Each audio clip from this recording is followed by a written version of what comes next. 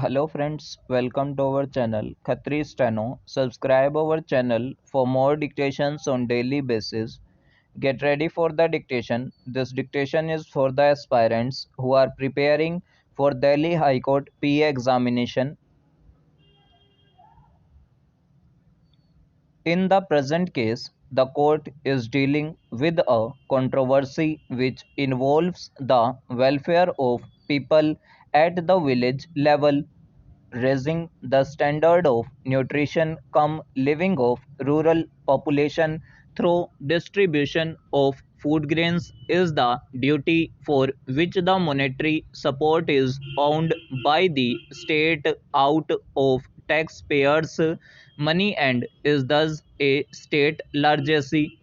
The supply of food grains at the subsidized rates to alleviate poverty is a lofty object, but the same cannot be achieved unless there is decentralization of the primary functions to the third tier of governance at the grassroots level.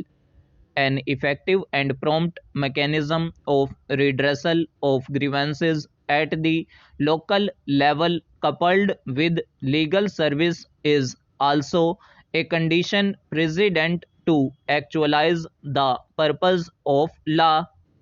It cannot be doubted that the most transparent manner of practicing equality under Article 14 of the Constitution of India is either through a process of competition between equals or through the vote of majority by equals. Employment of fair price shop agents from amongst the local residents of the village is the basic rule. The rule of discretionary preference for certain categories of persons in terms of section 12(2)(e) of the National Food Security Act 2013 is aimed to achieve consumer friendly results through an individual or a juristic person. This provision includes participation of public bodies or public institutions such as cooperative societies, gram panchayats, or self-help groups, as well as the eligible local residents for a competitive service.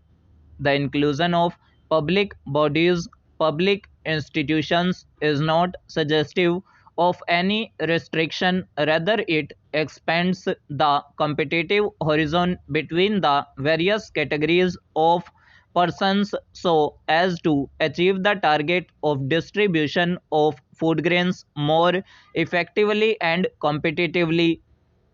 The expansion of competition for effective and faultless service when tested within the scope of definition of a person defined under the Competition Act 2002 gives an idea as to how wide the connotation of a person in legal parlance can understandably be stretched.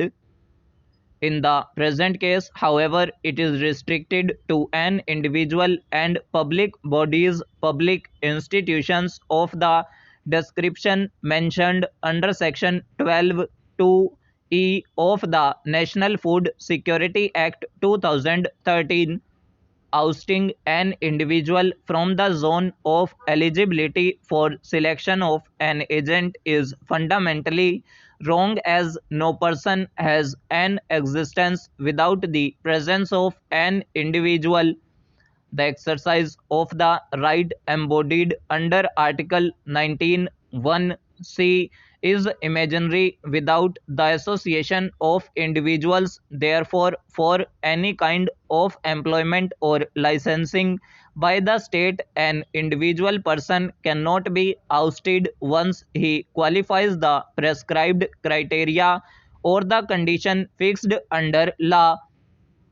It is to be noted that the reservation for various categories of persons being applicable in the manner of allotment of fair price shops further lays emphasis on individual identity within the local limits of the village. The impugned government order dated 7/7/2020 surprisingly brings altogether a novel identity to the self-help groups.